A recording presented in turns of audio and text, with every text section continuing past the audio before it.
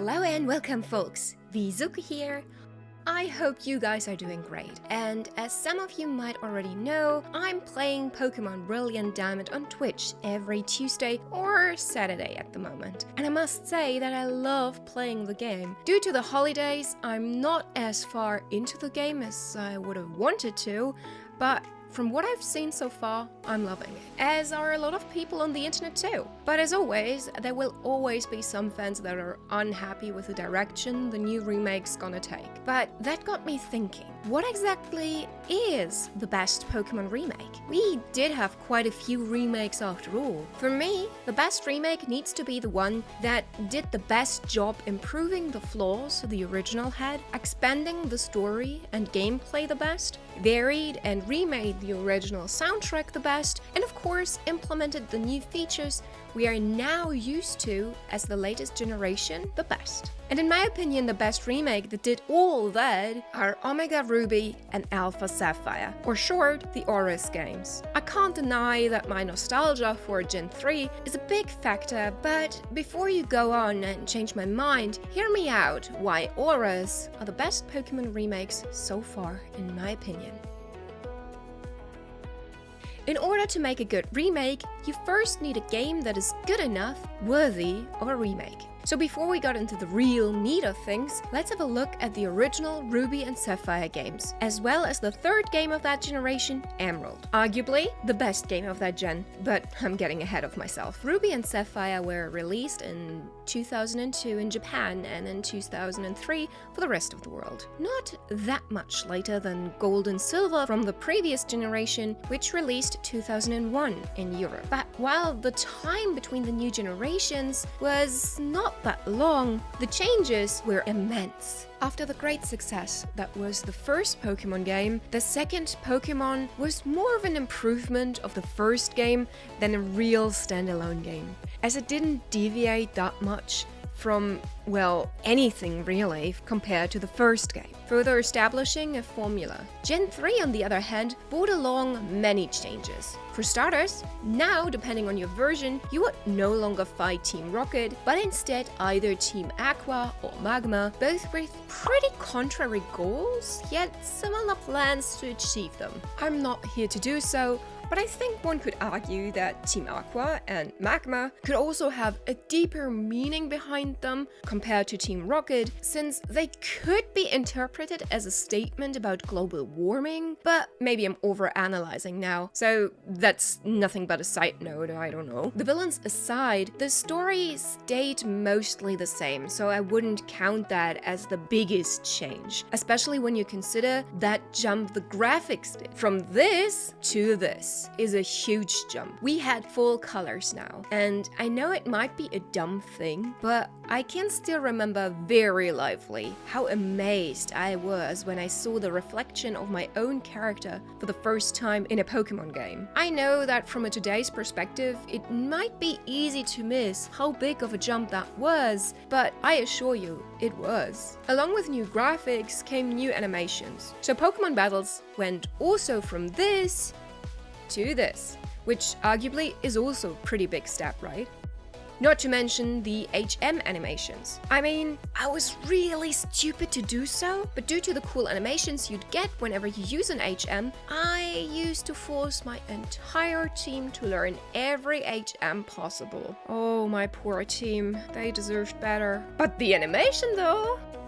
And the addition of contests and new Pokemon was awesome too. It gave us the idea that not everyone is using their Pokemon to battle, and made the entire Pokemon world so much more lively. And arguably, in my opinion, the Pokemon anime so much better. Now, the side girl character actually had her own aspiration. And then there is the new Pokedex. It's pretty subjective what new gen Pokemon you enjoy the most, but for me, the third gen Pokemon are just awesome. I like so many of them so much, and they're so iconic to me that I would say that they are the best Pokédex edition we ever had. And all of that made Gen 3 already pretty good games. But how well did that translate as a remake in the 6th gen back in 2014, I hear you ask? Well, let's go through the remakes in detail. Let's start with the surface. Generation 6 introduced the biggest graphic change in the Pokémon series at the time. Some say Game Freak should have done it years ago. Others preferred it how it was, and yet others say that it was just now possible. Whatever side you're on, Game Freak did it anyway. Pokémon games were now 3D. With Pokémon X and Y, the new Pokémon gen was putting the Nintendo 3DS to good use and implement some 3D gimmicks and graphics. And so, the Hoenn games were also translated into 3D. And I think that was the biggest step up a remake ever got. Well, if you don't count the comparison between the original yellow version and the Let's Go games, that is. But let's pretend I never said that. The roots are very well done, to look and feel very much like the originals, but due to the new style of the graphics, it was still a different experience, since the way you walk and the distance that you walked felt and looked different enough to separate itself from the originals while not deviating so much from them. Also, the animation and special effects were a lot more dynamic, and overall, nothing but an improvement of the original. When you compare all the remakes, I think ORAS got the biggest step up. When you look at Red and Blue and compare it to Fire Red and Leaf Green, the step up is not as great. Neither is Heart Gold and Soul Silver compared to Gold and Silver. But ORAS and Ruby and Sapphire almost look like two different games altogether. But do they only look like different games? Or are they really? Let's have a look at the story to answer that question. The Pokémon story is in an odd place every time there is a new remake. It is both the most unimportant and most important part about the Pokémon game. On the one hand, I'd argue that no one plays Pokémon because the story is so touching or deep or invokes any philosophical questions, yet the story needs to be consistent with all the other Pokémon games and their rules. It needs to be expanding the story in a way that makes sense, and it's gotta be investing enough to keep people playing. So, especially with the remakes comes a difficult choice. How do you implement the new changes of the new generation into the remakes and still make them fit into the greater story? You have two options basically. You can just ignore them or embrace them. And ORAS embraced them, alright? Mega Evolution? Well, make it your own by just adding new megas and adjusting the story just a bit. And I must say, I didn't think that I would, but I liked that the most actually. The adjustments to the story in ORAS don't even feel like real adjustments to me. They managed to implement the Mega Evolution and the Primal form so well into the original story that very often my memory couldn't even tell if that was a new scene or if that's how it was in the original too. And while overall the original plot hasn't changed too much from the original games, the details in the story do differ a lot. With the new graphics and animation from Gen 6, Game Freak was able to incorporate subtle character animations to help breathe more life into the games. The animations, along with the stellar character development that managed to find their way into the remakes, have blown me out of the water. See what I did there? Along with the more subtle changes, an afterstory in the style of Pokémon X and Y was also added that would concentrate more on the Emerald storyline of the original games. So, the spin-off of the 3rd gen. Every major character that you meet grows as a person and isn't exclusively limited to a short-lived epic Wally like in the originals. Your rival, for example, gets a lot more screen time in the remakes, and there are more battles to wage against them. Wally doesn't just battle you at the end of the game and disappears. In fact, he ends up following you all the way to the battle resort. Even the evil team's leaders and bosses have character development to speak of. The story overall just got so much more cinematic and well thought out. Compared to the originals, the story is not only improved, but also brought up to date. Pokémon X and Y is also well known for its drama and focus on story. So having a remake in that exact generation that improved on exactly that too is just fitting the bill. But as I said, the story is in an odd place, and I do care a lot for the Pokémon story, yet I gotta admit, the gameplay is the real deal. So let's have a look at that. To do so, I think it's best to divide the gameplay into 3 topics: the Pokédex, the battle system, and new features that were not in the original games. So let's start with the Pokédex. The Pokedex in ORAS is nothing but stunning. While you play through the main storyline, you're greeted with the Pokemon you're used to and the ones you'd expect from Hoenn. It's after the main story in the late game, however, when the madness starts. Game Freak wanted to give you the opportunity to catch all Pokemon there were when you own Pokemon X and Y and ORAS. So every Pokemon that you could not natively find in X and Y is in ORAS. And we're not just talking about the everyday simple Pokemon. No, we're also talking legendaries. The only Pokemon that you could not catch were event exclusives like Shaymian, for example. But that aside, you could find and catch a full Pokedex with ORAS. And that was just stunning. It gave you such a good reason to travel all around Hoenn a second time just to re-experience a whole new Hoenn with an entirely new cast of Pokemon. The way a route feels and plays heavily depends on the Pokemon you meet there. So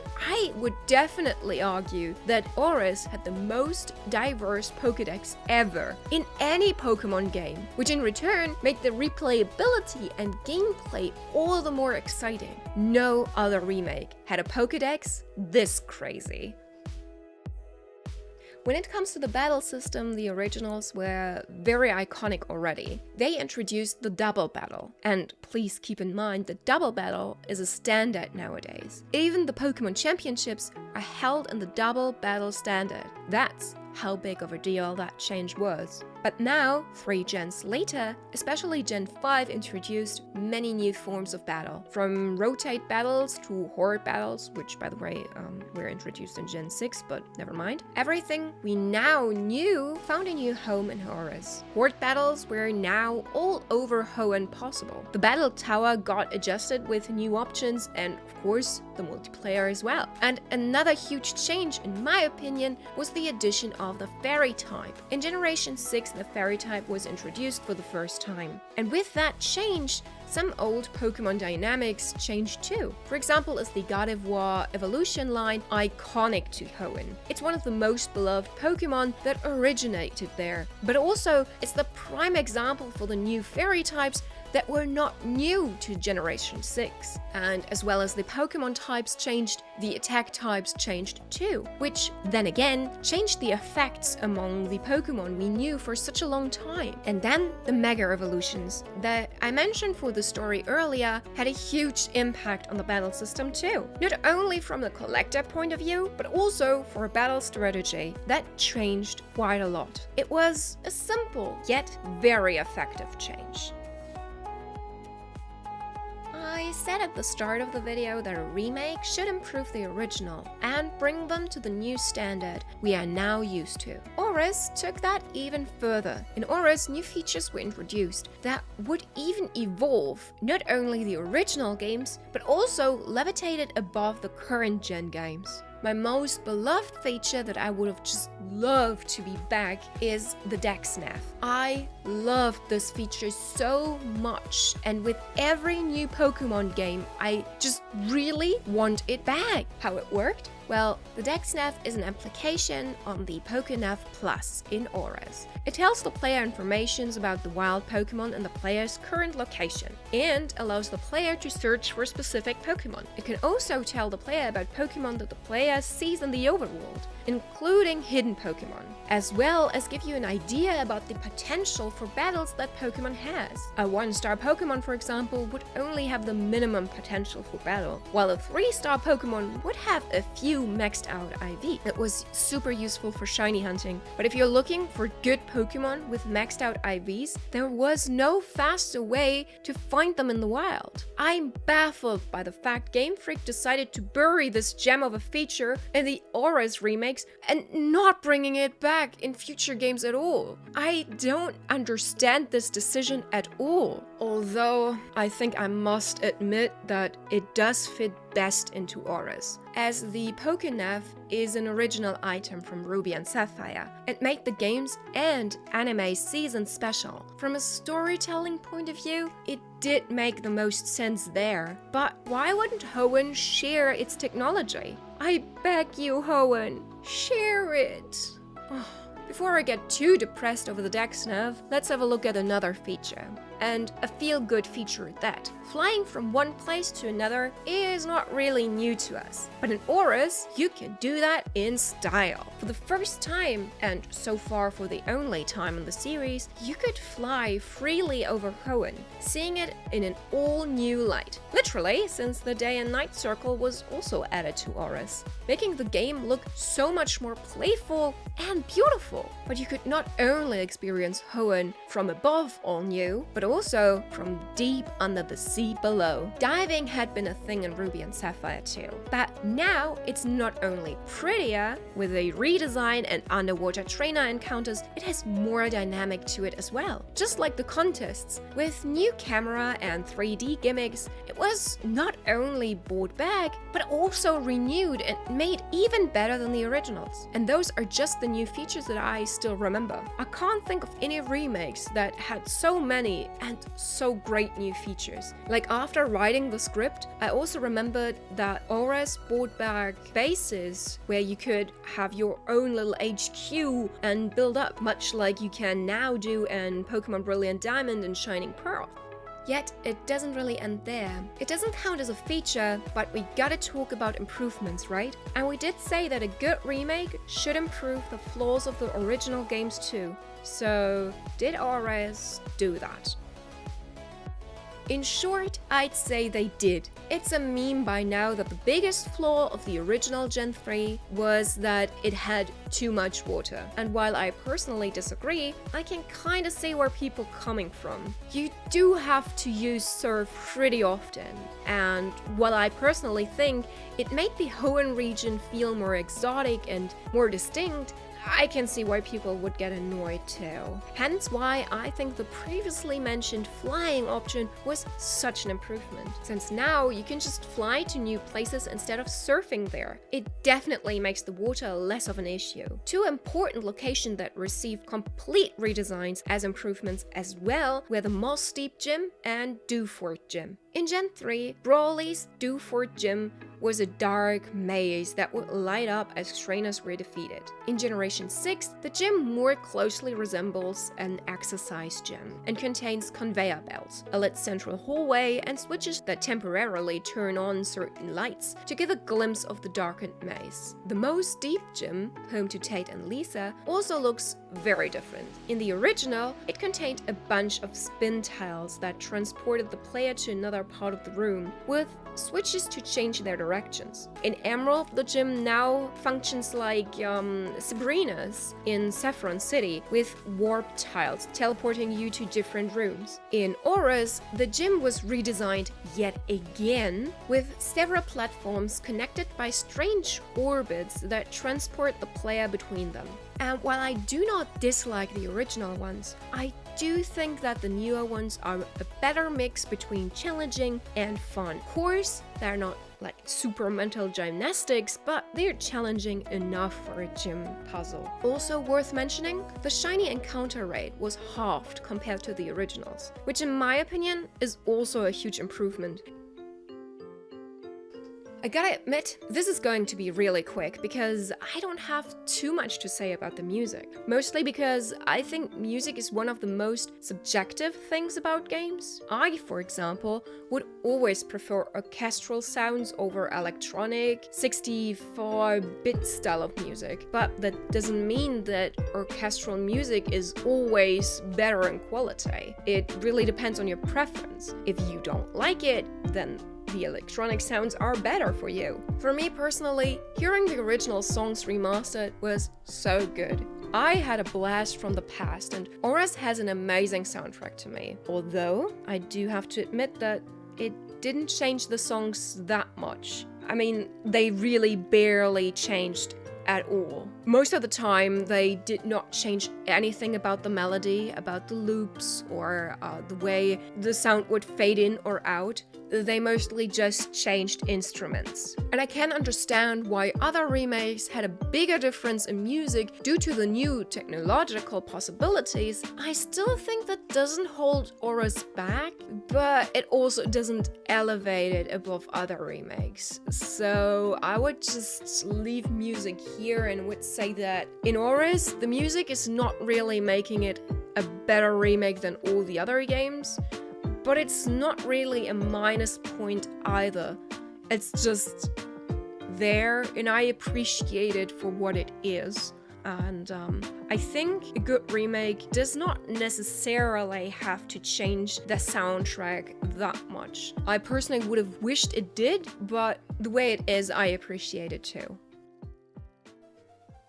All in all, it's very subjective what Pokémon Remake is the best there ever was, and nostalgia for the original will always blur the mind to some extent. However, I do think I pointed out valid reasons why ORAS was a remake of a different kind. No other remake included such a vast Pokédex, so many new features, such a graphics jump, and so much dedication to improve flaws and story to bring it to new standards. But what do you think? Do you agree and think ORAS deserves the spot? Or are you now ready to change my mind with a comment convincing me that another remake would deserve the spot more? And if you're hooked now, I upload a new gaming related video every Wednesday on YouTube, and I stream 3 times a week over at Twitch. We also have a Discord for discussions and votes on how and what we play. Links are in the description. With all that being said, I hope you stay good and healthy. So until next time, have it good. Bye!